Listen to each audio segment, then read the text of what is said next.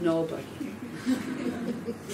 You can do whatever you want. You will not be a perfect mother. And try to be happy with what you do good to your children. Also, you see, with the guilt, when you feel guilty, you don't look at that. Don't look at your negative sides. Don't even work with it. Go to your positive sides and start to rejoice in them. Then you have some joy. Then there's some space. Then there's less anger.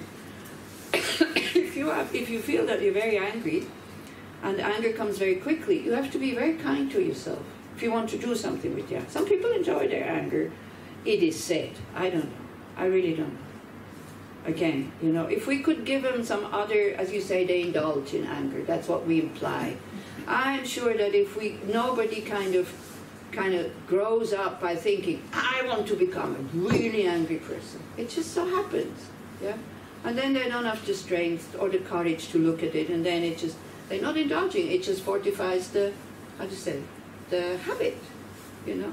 It becomes normal, it becomes habitual, like this person with my bag. Why is this so heavy? Because it's heavy, what can I do here? It's like, and then so you kind of, I think if we would give, if people would have tools that they would want to work with their anger. This is the first tool we need to give them if they want. Is kind of to see that they suffer from their anger, not just others suffer, also themselves, and they have tools how to transform it. They will not indulge in it anymore. But some people sometimes, you know, in Buddhism, not just one life, not just this life. There's many, many lives where we create these habits. Yeah. So they come to this planet in human forms, already as babies, very angry sometimes, you know, very sensitive, very angry, screaming all the time. They already come with a big burden from their own karma, not the karma of their ancestors, by the way. Okay? You don't need to slip with you the karma of your ancestors. It's your own.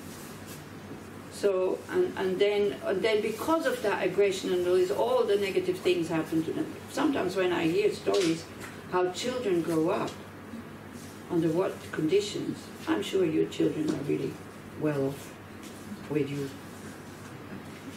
No, really. You know, it's this whole guilt thing is also an ego play. We feel important, we're special. I'm a specially bad mother. The ego doesn't matter whether it's something good or something bad that it can be blown up about. It doesn't worry what it is, as long as it's something.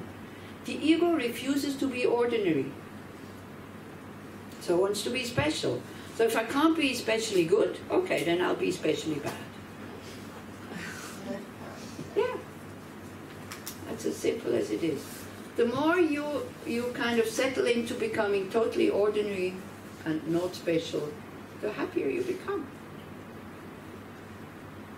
If you choose it. Yeah? If you look at the Dalai Lama, he is so extraordinary by being so totally pragmatic and ordinary.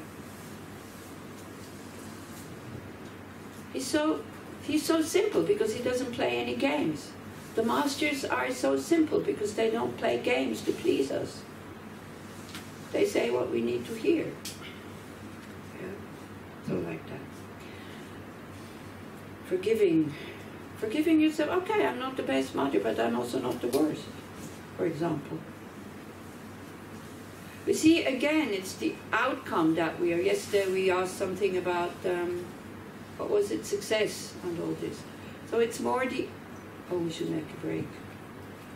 It's more the outcome.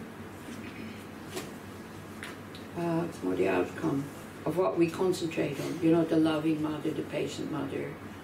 I know an Israeli woman who lives in Switzerland. She is so patient with her children. She talks to them, she tries to explain. She is like, you know, she never screams at them. The children are terrible. They're terrified, the whole house. Screaming, fighting with each other. You know, they don't want to eat lunch. Then I was there for lunch one day. They pull out like frozen raspberries from the freezer and put them in a glass of water and eat that for lunch.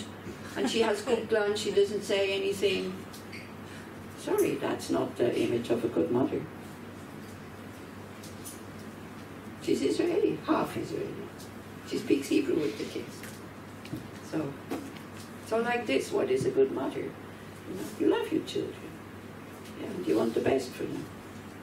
And sometimes our own ego and, comes in and that's it. But if you let them feel you love, and that's about all you can do. Yeah. And again, sometimes situation with separation and all this is difficult for the children. It's very difficult. But then also see, then, okay, should we not separate because for the children it's so difficult. But then sometimes it gets even worse. My parents, they were not separated, but then they were fighting with each other all the time. So what's the point? There's no point. Then at least they lived apart, so it became much better. So. I don't know how much you know of Buddhism. You know a lot, you know some things about Buddhism? I haven't studied. Yeah, but, okay. I know. Have you heard about what the Buddha said first? First thing the Buddha said. Existence is difficult. And everything turns sour at one point if you are not cleansing your mind of wrong views of me and others. Everything. And we refuse to believe it. And then we're surprised when it's true. Yeah. He said, there is suffering. And we think we should have an existence without suffering. This is where all your questions are coming from. What can I do with others so I don't suffer? It's not like this, what the Buddha says. The Buddha says, there is a way not to suffer. Work with your own mind. And in the reflection that we just did, what is a healthy mind? Did you find something? What is a healthy mind? Do you have at least an idea what a healthy mind is? You see, that's what I do with the teenagers. I ask them these kind of questions. They sit together, 4 and 4, they discuss it. And then where's Shoshana? Then these things on the wall, where they go and write, because they don't say anything. But when they write, then they go and write. What is a healthy mind? What is a sick mind? And then I see they don't need Buddhism. They know. You don't need Buddhism to tell you that. You need to sit and look. And then you know. So now, since you are not so shy, what is a healthy mind? Balanced mind. Balanced mind. Somebody who is, things are going well, wonderful. Things are going bad, okay. This attitude. It continues, there's continuity. Everything changes all the time. It's not indifference. It's addressing the things as they are, but with a balanced mind. Yeah? Think about impermanence. Yeah, very good. Balanced mind. What else is a healthy mind? Peaceful. Huh? Peaceful. Peaceful. Okay. Forgiving. Huh? Content. Content. Aware. Aware. Awareness gives us so much peace, and I would like the word Space. space. Space. There is space for everything that is there. Yeah, like this. Okay, but now we make a break. It's 11:15 almost. Anyway, we changed the schedule a bit because lunch is at 12:20.